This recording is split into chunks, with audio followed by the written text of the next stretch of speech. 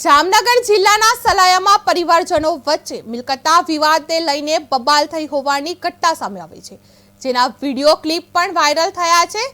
જે આ ઘટના દરમિયાન અલ્તાફ ગજન નામના શખ્સે પોતાના સગા બે ભાઈઓ પર લાકડાના ધોકા વડે હુમલો કરીને માર માર્યો હતો, તેમજ બાઇકમાં તોડફોડ પણ કરી નુકસાન પહોંચાડ્યું હતું।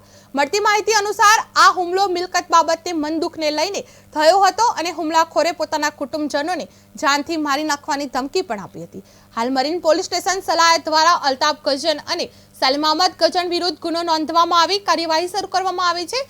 દ્વારકામાં સલાયા મિલકતનો વિવાદ બબાલનો વિડીયો સર્જાયો છે, વાયરલ થયો છે। બે ભાઈઓ ઉપર ધોકા વડે હુમલો કરવામાં આવ્યો છે, કુટુંબીજનોને જાનથી મારી નાખવાની ધમકી આપી છે। પોલીસ દ્વારા હાથ ધરવામાં આવી છે કાર્યવાહી।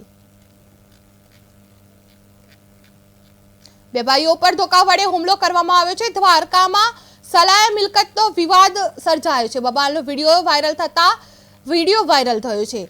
બે ભાઈઓ ઉપર ધોકા વડે હુમલો કરવામાં આવ્યો છે, કુટુંબીજનોને જાનથી મારી નાખવાની ધમકી આવી છે। પોલીસ દ્વારા કાર્યવાહી હાથ ધરવામાં આવી છે। દ્વારકામાં મિલકતના વિવાદે વિડીયો વાયરલ થયો છે, બબાલ થતો વિડીયો વાયરલ થયો છે। બે ભાઈઓ ઉપર ધોકા વડે હુમલો કરવામાં આવ્યો છે, કુટુંબીજનોને જાનથી મારી નાખવાની ધમકીઓ મળી છે। પોલીસ દ્વારા કાર્યવાહી હાથ ધરવામાં આવી છે, કુટુંબીજનોને જાનથી મારી નાખવાની ધમકી મળી છે।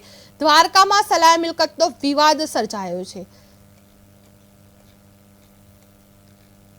દ્વારકામાં અલ્તાફ ગજન અને સલીમ અહમદ ગજન વિરુદ્ધ ગુનો નોંધવામાં આવ્યો છે, કુટુંબજનોને જાનથી મારી નાખવાની ધમકી આપી છે।